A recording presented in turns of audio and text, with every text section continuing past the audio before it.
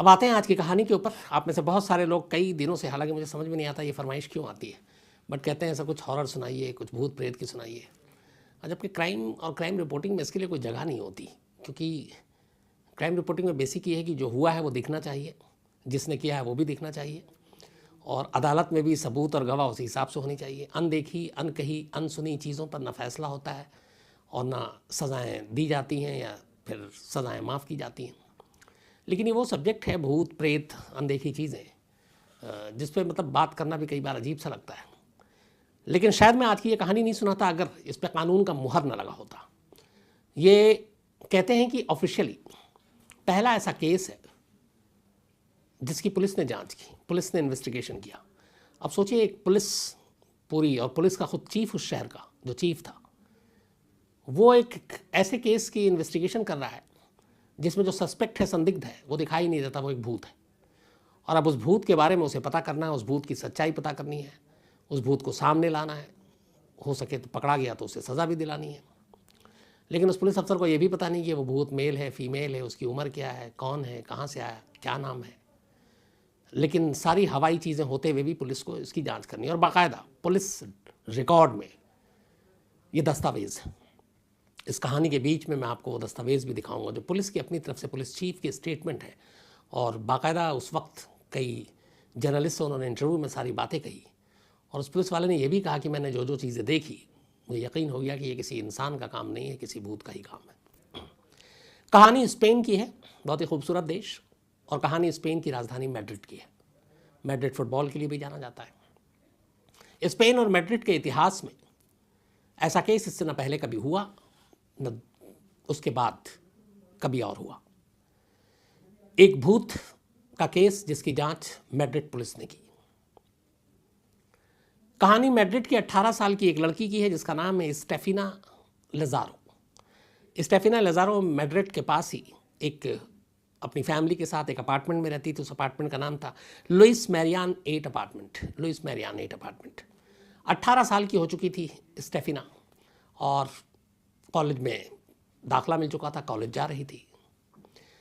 18 साल तक की उम्र में सब कुछ ठीक ठाक था, लेकिन फिर अचानक कॉलेज जाने के बाद स्टेफिना की जो पूरा बर्ताव, उसका बिहेवियर है, उसमें अचानक कुछ तब्दीली आती है।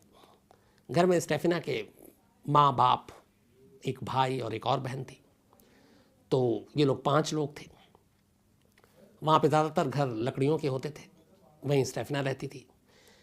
सब कुछ एक नॉर्मल लड़की की तरह थी, लेकिन अचानक उसकी बिहेवियर में कुछ चेंजेस आने शुरू हो गए। अब कैसे चेंजेस थे? वो अचानक अपने भाई को देख के गुर्राने लगती बाकायदा। अपने भाई के ऊपर सांप के जैसे वो जो हरकत होती है, सांप जो हिस आवाज़ निकालता है, उस आवाज़ के साथ अपने भाई के ऊपर अटैक करती। दीवारों को अपने नाखून से नोचने लगती, और लकड़ियों की दीवारें थीं। चीखती, चिल्लाती, गुर्राती, ये सारी चीज़ें करती। अब घर वाले उसके इस बिहेवियर से बड़े परेशान। फिर भी माँ बाप ने उससे बात करने की कोशिश की। बीच बीच में उसे ये दौरा पड़ता, फिर वो ठीक हो जाती, फिर वैसी हो जाती, और इस तमाम चीज़ों की वजह से उसकी जो सेहत थी वो लगातार गिर रही थी।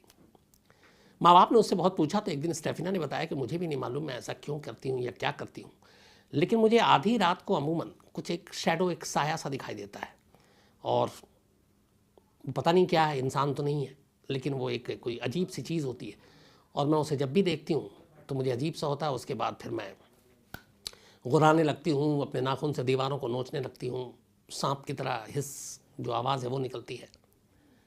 माँ बाप बड़े परेशान। फिर उन्होंने पता किया तो पता चला स्टेफिना तंत्र मंत्र की बुक्स बहुत पढ़ती है। ये जो भूत प्रेत होते हैं सारे, उनके, ये लोग कैथोलिक क्रिश्चियन थे, तो धर्म पे भी पूरा विश्वास था इनका, मज़हब पे अपने, लेकिन वो साथ में ऐसे बुक्स भी पढ़ती थी। माँ बाप को लगा शायद इस बुक्स पढ़ने का असर है, उन्होंने फिर उसके कमरे से वो सारी किताबें हटा दी, लेकिन फिर भी ठीक नहीं हुई। वक्त बीतता गया, करीब 6 महीने हो गए, स्टेफिना की सेहत लगातार गिरती गई। इस दौरान में माँ बाप ने तमाम डॉक्टर को दिखाया, कुछ लोगों ने कहा, कुछ वो फादर के पास भी ले गए जो प्रीस्ट हैं, उन सबको भी दिखाया। हर एक ने कहा कि इसको कुछ नहीं है, ना कोई फिजिकल प्रॉब्लम है, ना मेंटल प्रॉब्लम है, बिल्कुल ठीक है। लेकिन वो उसकी हरकतें, उसका बर्ताव, वो बदला नहीं। सेहत लगातार गिर रही थी। माँ बाप को अपनी बच्ची की फिक्र थी। आखिरकार उन्हें लगा 6 महीने के बाद, ये बात है, ये सारी कहानियाँ शुरू थी अर्ली 1990 में, लेकिन अगस्त 1991 में स्टेफिना की सेहत जब लगातार गिरती गई, वो कमज़ोर हो गई, तो माँ बाप से बर्दाश्त नहीं हुआ और वो उसे मैड्रिड के एक सरकारी हॉस्पिटल में ले गए। उन्होंने कहा कि इसका पूरा चेकअप कराएंगे, पता करेंगे क्या बीमारी है, क्या है। अब वो हॉस्पिटल गई, हॉस्पिटल में सारा चेकअप हुआ, हर एक एक्सपर्ट्स ने देखा, साइकेट्रिस्ट ने भी देखा। 3 वीक तक उसका अस्पताल में इलाज चला, लेकिन कोई बीमारी नहीं निकली। डॉक्टर ने कहा कि ये बिल्कुल फिट है, मेंटली भी हेल्दी भी है, सब कुछ है, लेकिन सेहत क्यों गिर रही है, ये समझ में नहीं आ रहा था।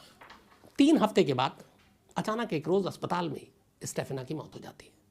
बिल्कुल नॉर्मल थी, घर वाले भी मिलने आते थे, देखते थे, डेली की तरह उस दिन भी नॉर्मल थी। अगस्त 1991 की बात है, ये एग्जैक्ट डेट याद नहीं है मुझे। तो अचानक उसकी मौत हो गई। घर वालों को जब ये बात पता चली तो उनको यकीन नहीं हुआ, क्योंकि स्टेफिना से वो कुछ वक्त पहले भी मिले थे, कुछ घंटे पहले भी, और वो बिल्कुल ठीक थी। हाँ, जो उसके साथ ये सारी चीज़ें हो रही थी पिछले 6 महीने से, वो बंद नहीं हुआ था, लेकिन डॉक्टरों को भी कोई ऐसी बीमारी का पता नहीं चला था। अब उन्होंने कहा ये क्या, डॉक्टर भी हैरान थे कि अचानक उसकी मौत कैसे हो गई। इसके बाद खैर पोस्टमार्टम होता है, ऑटोप्सी रिपोर्ट आती है, तो उसमें और तो कुछ जिक्र नहीं था, बस ये था कि दिल की धड़कन रुक गई और इसी की वजह से मौत हुई। बाकी ना उसके शरीर पे कोई जख्म के निशान, ना चोट के निशान, ना कोई और सिम्टम, ना कोई और बातें। अब 18 साढ़े 18 साल की उम्र में हार्ट अटैक, दिल के दौरे से मौत, ये बात भी डॉक्टरों को अजीब लग रही थी। आजकल तो ऐसे बहुत केस आते हैं, मैं 90s की कहानी आपको सुना रहा हूँ, तो ऐसा बहुत कम होता था। इस एज में जनरली दिल का दौरा नहीं पड़ता। लेकिन अब वो डॉक्टर भी हैरान थे पोस्टमार्टम रिपोर्ट देखकर, बट उन्हें कुछ समझ में नहीं आया। खैर, माँ बाप ने फिर बॉडी ली, उसके बाद पूरे रीति रिवाज से कैथोलिक के अपनी बेटी को कब्रिस्तान में ले जाकर दफना दिया। दफनाने के बाद ये लोग घर लौटते हैं। जो स्टेफिना का कमरा था, माँ बाप को उससे बहुत प्यार था, बड़ी बेटी थी, वो उस कमरे को वैसे ही सहेज कर रखते हैं। उसके कमरे की हर चीज़ की साफ़ सफाई करते हैं, बेडशीट डालते हैं, और जो स्टेफिना की छोटी छोटी चीज़ें थी यादगार, जो अपने कमरे में रखती थी, चाहे वो किताबें हों, चाहे वो खिलौने हों जो बचपन में खेलती थी, उसके कपड़े हों, सब वहीं उन्होंने सहेज कर रखा और उस रूम को लॉक कर दिया। बीच बीच में फिर वो रूम की जब सफाई करते और फिर बंद कर देते। पहला हफ्ता तो कुछ नहीं, 1 हफ्ते के बाद अचानक उन्होंने नोटिस किया कि वो बेडशीट बदल देते, उसका कमरा जो है साफ़ कर देते, सब कुछ ठीक हो जाता। और फिर जब वो दरवाज़ा खोलते तो हैरान हो जाते, बेडशीट फर्श पे पड़ी होती, गद्दे इधर से उधर, किताबें, बाकी चीज़ें कमरे में बिखरी पड़ी हुई हैं, दीवार पे जो तस्वीरें हैं वो उल्टी हो गई हैं। पहली बार उन्हें लगा पता नहीं क्या है, कुछ पड़ोसी तंग कर रहा है। खैर, उन्होंने फिर से सब कुछ ठीक किया, दरवाज़ा लॉक कर दिया। 2-4 दिन के बाद फिर कमरे का दरवाज़ा खोला सफाई के लिए, फिर वैसी ही बेतरतीब चीज़ें, चादर कहीं और है, गद्दे कहीं और है, तकिया कहीं और है, तस्वीरें उल्टी पड़ी हुई हैं। जीसस क्राइस्ट की तस्वीर थी, वो भी उल्टी हो गई है। अब उन्हें बड़ा अजीब लगा। इसके बाद एक नई चीज़ शुरू हो गई। स्टेफिना के कमरे से रात को अचानक, ख़ासतौर पर रात को, अजीब अजीब आवाज़ें शुरू आने लगी, और ख़ासतौर पर एक जो थी, मम्मा मम्मा, मतलब वो अपनी माँ को पुकार रही है, और माँ उसकी आवाज़ सुनती, घर वाले भी सुनते हैं, और उस आवाज़ में बड़ा दर्द होता। रात को ये लोग दरवाज़ा खोलकर उसके कमरे में जाते हैं तो वहाँ महसूस करते कि बहुत ठंडी हवा चल रही है, और बाहर जब वो देखते खिड़की से तो कोई हवा नहीं चल रही है। परेशान, फिर उन्होंने देखा कि सारी चीज़ें अस्त व्यस्त हैं। ऐसा कई दिन चला, आवाज़ें आई बड़ी बड़ी। फिर उन्होंने नोटिस किया कि उसके कमरे की जो दीवारें हैं लकड़ी की थी, वो सारी नाखून से खुरची हुई हैं। और जब उससे पहले दौरा पड़ता था और स्टेफिना ने ये सब किया था, उसके बाद उन्होंने वो जो वॉल थी लकड़ियों की, ये सारी चीज़ें बदलवा दी थी, लेकिन अब नए निशान नाखून के उन दीवारों पर थे। उन्हें बड़ा अजीब लगा, फिर डर भी लगा कि कुछ है। पहले उन्होंने चेक किया, पड़ोसियों किसी ने तंग तो नहीं कर रहा है, वो सब चीज़ें नहीं थी। फिर उन्होंने क्या किया कि उसके कमरे को लॉक करके और नट बोल्ट लगा दिया, ताकि अब उसमें कोई जा ही नहीं। अगले दिन बहुत तेज़ ठंडी हवा घर के अंदर, और उन्हें आवाज़ें अजीब अजीब सुनाई दी, चीखने की, चिल्लाने की, मम्मा मम्मा। और उसके बाद वो दरवाजे का नट बोल्ट अपने आप खुल गया और पूरा दरवाज़ा खुल गया। घर वालों ने देखा, वो और घबरा गए। इसके बाद परेशान, अब उन्हें ये लगा कि पड़ोसियों को बताएं तो पड़ोसी हंसेंगे, कौन इस बात पे यकीन करेगा कि घर की तस्वीरें उल्टी हो रही हैं, चादर इधर से उधर है, तकिया कहीं और है, दीवार पे नाखून के निशान हैं ताज़े। बड़े परेशान, लेकिन फिर लगा कि कुछ पड़ोसियों को इसमें बताना चाहिए। स्टेफिना के माँ बाप ने पड़ोसियों से बात की, उन्होंने हमारे घर में इस तरीके से हो रहा है। कुछ पड़ोसियों ने कहा हमें रात को हमें भी आपके घर से आवाज़ सुनाई देती है। फिर उन्होंने कहा कि ये सारी चीज़ें हैं। कुछ पड़ोसियों ने हिम्मत की, उन्होंने कहा कि चलो। रात को वो गए और विटनेस बने, उन्होंने देखा सब कुछ ठीक है, अचानक ठंडी हवा चलने लगी, आसपास में और कहीं नहीं चल रही है, तस्वीरें उलट रही हैं। ये सारी चीज़ें जब देखी तो पड़ोसी भी घबरा गए। लेकिन अब पड़ोसी विटनेस बन गए थे। अब ये सिलसिला चलता रहा, माँ बाप परेशान। इसी दौरान में एक नई चीज़ हुई।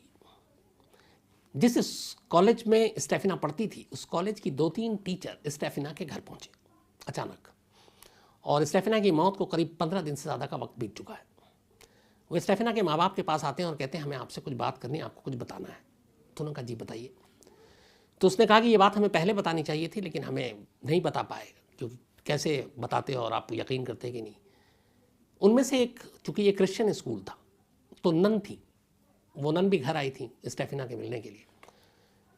तो उन्होंने कहा कि ये करीब 6-7 महीने पुरानी बात है। अब उन्होंने कहा इतनी पुरानी बात आप क्यों अब बता रहे हैं? तो उन्होंने कहा हमें पता चला अब स्टेफिना की मौत हो गई है, तो वो सारी चीज़ें हम रिकॉल कर रहे हैं, याद कर रहे हैं, तो आपसे शेयर करना चाहते हैं। उसने कहा बताएं। उसने कहा कि स्टेफिना की एक दोस्त थी, उस दोस्त का एक बॉयफ्रेंड था। करीब 7 महीने पहले, मतलब 1990s की बात है, उसके स्टेफिना के दोस्त के बॉयफ्रेंड का एक बाइक एक्सीडेंट में उसकी मौत हो गई, और इससे स्टेफिना की वो दोस्त बड़े सदमे में चली गई, क्योंकि उसके बॉयफ्रेंड की मौत हो गई थी, और स्टेफिना अपनी उस दोस्त के बड़े करीब थी।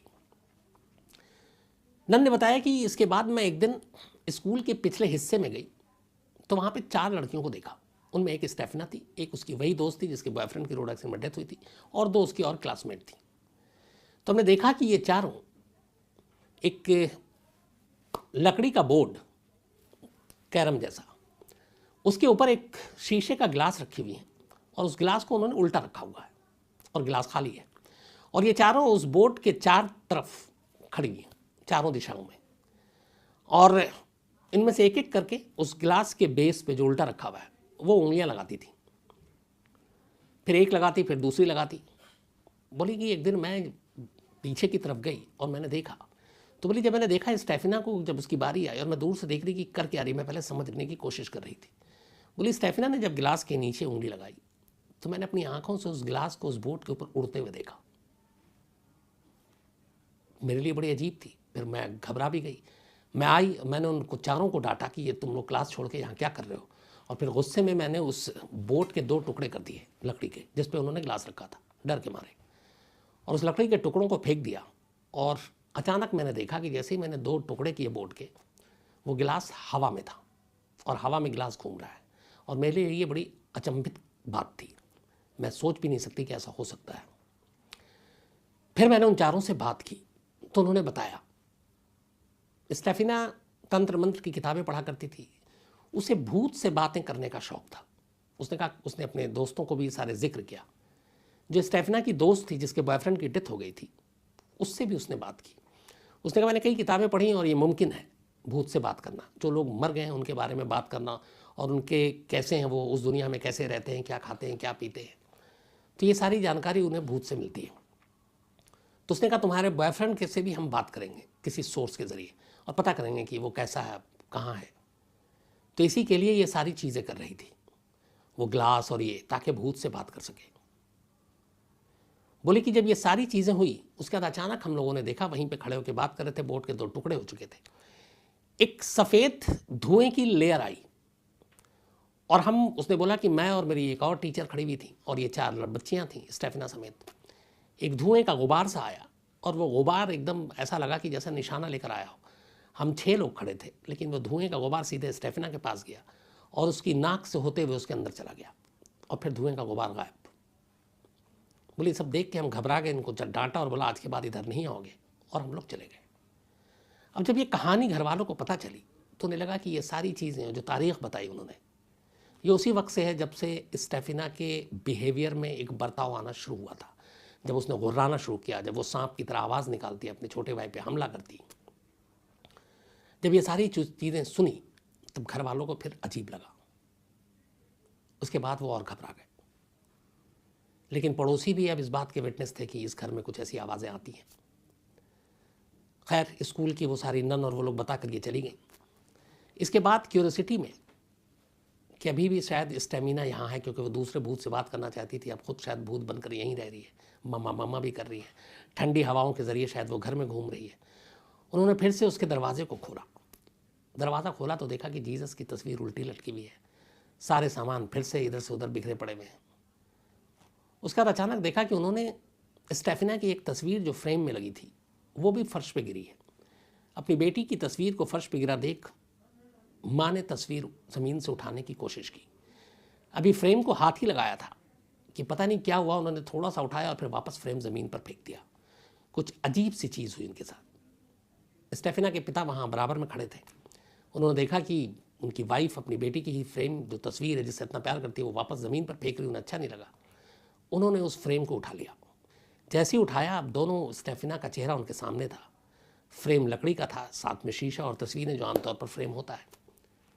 फिर उन्होंने जो मंजर देखा वो ये था कि उस फ्रेम के अंदर स्टेफिना के चेहरा अचानक जलने लगा और आग सिर्फ चेहरे पर थी। न फ्रेम पे कहीं आग है, न लकड़ी पे है, न और कहीं नीचे, न उस चेहरे के नीचे की जो तस्वीर है उस पर, सिर्फ आग चेहरे के ऊपर, और चेहरा धू धू कर जलने लगा। स्टेफिना के बाप ने भी घबरा कर वो फिर नीचे फेंक दिया। उसके बाद ये लोग बाहर आया, अचानक तेज़ तेज़ आवाज़ आने लगी। रात किसी तरह काटी। अगले दिन इन्होंने फिर प्लम्बर को बुलाया और हेवी सोफ़ा सेट और बाकी फर्नीचर, उस कमरे के दरवाजे को नट बोल्ट से बंद कर दिया, एक तरह से पूरा लॉक कर दिया, और उस दरवाजे के बाहर बड़े बड़े सोफ़ा सेट और ये लगा दिया ताकि ये दरवाज़ा खुले नहीं कभी। और उसके बाद चले गए। और रात हुई। अचानक घर में बहुत तेज़ उस दिन आवाज़ आई। ऐसा लगा कोई चीख रहा, उस कमरे से बाहर आना चाहता है। थोड़ी देर के बाद कमरे का नट बोल्ट दरवाजे का अपने आप खुला। सोफ़ा कहीं और फेंका गया, दरवाज़ा खुल चुका था। परेशान किसी तरह रात काटी। अगले दिन ये लोग अब सोच रहे हैं क्या करना है, घर छोड़ देना, कहीं और चले जाएं। फिर उन्होंने तय किया कि शायद हम छोड़ देंगे। लेकिन फिर अगली रात आई। अगली रात पहला मामला ऐसा था जो अब तक घर में आवाज़ें आ रही थीं, तरह तरह की चीज़ें हो रही थीं, लेकिन जो चीज़ उस रात हुई उससे पहले कभी नहीं हुई। उस रात अचानक स्टेफिना की माँ को लगा, वो सो रही थी, वही रात का करीब 12 बजे का आसपास था, कि उनके सीने पे कोई चढ़ा हुआ है और दोनों हाथों से उनका गला घोट रहा है। ये स्टेफिना की माँ को लगा। पहले उन्होंने हाथ हटाने की कोशिश की, कोई दिखाई नहीं दे रहा, लेकिन लगा कोई वजनी चीज़ है और गला घोट रहा है। उन्होंने काफ़ी ट्राई किया, नहीं हुआ। तब तक पति को भी लग गया कि ये परेशान है और कुछ कह रही है। फिर किसी तरीके से बड़ी मुश्किल से वो हाथ को अपने गले से हटाया और ऐसा लगा था कि सामने वाला कोई गला घोट रहा है, लेकिन वो इतनी घबरा गई कि पहली बार इस पूरे इंसिडेंट में, जब से एबनॉर्मल बिहेवियर से लेकर हॉस्पिटल या फिर स्टेफिना की मौत, घर में ये सारी चीज़ें, अभी तक उन्होंने कभी पुलिस को कॉल नहीं किया था। लेकिन उस रात पहली बार 2:40 पर स्टेफिना की मां पुलिस को कॉल करती है। कॉल के बाद फौरन अगले 10 मिनट में पुलिस की टीम स्टेफिना के घर पे पहुंचती है। और जो पुलिस टीम पहुंची उसमें चीफ इंस्पेक्टर नेशनल पुलिस के जो थे मिस्टर जोस पेड्रो, इसके अलावा उनके साथ उनके सहयोगी अफसर जो थे मिस्टर नेगरी, और 3 और, कुल 5 पुलिस वाले। रात 2:40 था, 3 के आसपास करीब ये लोग घर पहुंचे स्टेफिना के। देखा तो बदहवास परेशान स्टेफिना के माँ बाप, भाई और बहन। उन्होंने पूछा क्या हुआ। उन्होंने कहा इस तरीके से किसी ने गला घोटने की कोशिश की। फिर पुलिस वाले को अंदर जाके लगा कि ये क्या, घर के बाहर बिल्कुल नॉर्मल, अंदर ठंडी सी हवाएं चल रही है और कुछ अजीब अजीब आवाज़ें आ रही हैं। तो उसने पूछा कि और कौन है घर में। पुलिस वाले उन्होंने कहा कोई नहीं, यही आवाज़ें हम महीनों से सुन रहे हैं। फिर उन्होंने कहानी बताई। फिर उन्होंने कहा कि वो कमरा देखना चाहते हैं। वो कमरे में गए, सारी चीज़ें फिर उन्होंने देखी कि तस्वीरें सब उल्टी थी। बिस्तर कहीं और है, चादर कहीं और है, तकिया कहीं और है। इसके बाद उन्होंने उस कमरे के अंदर बहुत तेज़ हवा और आंधी की सुगबगाहट आई। पुलिस वालों ने कहा कि खिड़की खोल के देखते हैं। उन्होंने खिड़की खोल के देखा, बाहर बिल्कुल मौसम शांत। अब पुलिस वालों की हवा ख़राब हो गई और उन्हें लगने लगा कि कुछ गड़बड़ है। अब वो भी क्या करें। उन्हें एक अनजाना रहस्यमयी, मतलब क्रिमिनल कहें या क्या कहें, जो दिखाई नहीं दे रहा, उसको कैसे पकड़ें, घर वालों को कैसे सांत्वना दें। तो पुलिस वालों ने जो भी उस वक्त किया, उस रात समझा बुझा कर, तब तक सुबह हो ही गई थी, वो चले गए। बट उनके दिमाग में ये बात घूमती रही। अगले दिन उन्होंने इन्वेस्टिगेशन के नाम पे फिर से उस घर का रुख किया। वहाँ गए तो उन्होंने डिटेल में कहानी पूछी। रात का वक्त था और उन घर वालों ने कहा कि जो भी होता है यहाँ रात को होता है। तो उन्होंने कहा ठीक है, हम रात को इस बार खुद विटनेस बनेंगे। पुलिस वाले रुक गए 5। रुकने के बाद अब उन्होंने कहानी सुनी, सारी कहानी समझ में आ गई। फिर उन्होंने कहा कि स्टेफिना के फादर ने कहा कि जो उनका छोटा बेटा है, अक्सर कई बार ऐसा होता है कि उस कमरे में, जिस कमरे में वो सोता है, 2 बेड है, एक उसकी बहन के, एक उसके। बोले मैं अगर उसको राइट बेड पे सुलाता हूँ तो हवा में उछल कर, जैसे फुटबॉल है, वो लेफ्ट बेड पे चला जाता है और वहाँ से फिर राइट पे आ जाता है। कोई ऐसा लगता है कि उसको उठा के फुटबॉल की तरह इधर से उधर घुमा रहा है। पुलिस वालों ने कहा क्या मजाक है, बोला आप चलिए। अब पुलिस की टीम, स्टेफना के फादर, ये सब उस कमरे में पहुँचे। उनका बेटा छोटा एक बेड पे है। थोड़ी देर के बाद पुलिस वालों की आंखों के सामने हवा में उछलता है फुटबॉल की तरह वो बच्चा, और दूसरे बेड पर, फिर वहाँ से इस बेड पर। उनके सामने फिर जीसस की तस्वीर सीधी थी उल्टी हो जाती है, सारी चीज़ें बिखर जाती हैं और एक शोर, एक चीख सुनाई देती है। पहली बार पुलिस वालों को एहसास होता है कि इस घर में कुछ अजीब सी चीज़ें हैं। उसके बाद वो बाहर निकलते हैं, जाकर थाने में पूरी केस की रिपोर्ट दाखिल करते हैं, और जो जो उन्होंने विटनेस देखा, उन्होंने कहा कि मैंने खुद देखा। उनके सामने फिर से उस दरवाजे की नट बोल्ट लगाया जाता है, कुंडी लगाई जाती है, और उनके सामने वो दरवाज़ा अपने आप खुल जाता है, नट बोल्ट उड़ जाता है। उन्होंने कहा कि मैंने अपनी आंखों से देखा और चेक किया, अननेचुरल तरीके से दरवाज़ा खुले। ये सब रिपोर्ट में है पुलिस के, और आंखों के हमारे सामने तेज़ हवाएं चल रही है, ठंडी हवाएं चल रही है, आंधी की आवाज़ आ रही है, शोर सुनाई दे रहा है, बाहर सब कुछ शांत है। पुलिस वालों ने ये सारी चीज़ें रिपोर्ट लिखी। ये खबर उस वक्त मीडिया में आई। मीडिया ने पुलिस वालों का इन सब का इंटरव्यू लिया। इन्होंने सारी कहानियाँ बताई जो उन्होंने देखी थी, और इसके बाद फिर जांच की। पहले अब भूत प्रेत पे तो यकीन कर नहीं सकते, किसी दुश्मन का तो हाथ नहीं है, कोई ऐसा तो नहीं जो इनसे घर खाली कराना चाहता है या कोई और बात। पूरी इन्वेस्टिगेशन की कई महीने, मतलब महीने नहीं, लगभग हम 20 से 30 दिन के करीब अंदर, पर उन्हें ऐसी कोई भी सस्पेक्टेड चीज़ नहीं मिली। उस घर के अंदर जाते ही उनकी फीलिंग अलग हो जाती थी, बदल जाती थी, ऐसा लगता था यहाँ कुछ है। लास्ट में पुलिस को भी कुछ मिला नहीं, पुलिस चीफ को भी कुछ मिला नहीं। उन्होंने एक मशवरा दिया स्टेफना के घर वालों को। मशवरा ये था कि आप ये घर छोड़ दीजिए, शायद कुछ बदल जाए। स्टेफना के माँ बाप पहले ही इतने परेशान हो चुके थे कि वो घर छोड़ने का सोच रहे थे, और आखिरकार उन्होंने ये फैसला किया और इस लुइस हैरियन 8 अपार्टमेंट को खाली कर दिया। खाली करने के बाद वो मैड्रिड में ही एक दूसरी जगह पहुंचे और दूसरे अपार्टमेंट में रहने लगे। 91 की बात थी, आज 2022 है, करीब 30-32 साल हो गए। दोबारा कभी उनके घर में इस तरह की कोई चीज़ नहीं हुई। जो भी पैरानॉर्मल एक्टिविटीज़ थी वो उस घर को खाली करते ही बंद हो गई। इसके बारे में स्पेनिश पुलिस, मैड्रिड पुलिस ने डिटेल में अपनी रिपोर्ट तैयार की। उस रिपोर्ट के कुछ अंश आपको इस कहानी में मैं दिखाऊंगा भी। लेकिन स्पेन के इतिहास में इस कहानी को आज भी लोग याद करते हैं, और इससे बड़ा कोई इंसिडेंट वहाँ हुआ नहीं, जो कानून का एक दस्तावेज़ है जिस पर पुलिस ने जांच की। हालांकि इस केस को पुलिस सुलझा नहीं पाई, लेकिन नसीब अच्छा था, घर बदलते ही ये सारी चीज़ें रुक गईं, और इसीलिए पुलिस को उस गुमनाम, अनजान, अनदेखा, जो चेहरा भी जिसका नहीं, ऐसे किसी भूत की तलाश लंबे वक्त तक नहीं करनी पड़ी।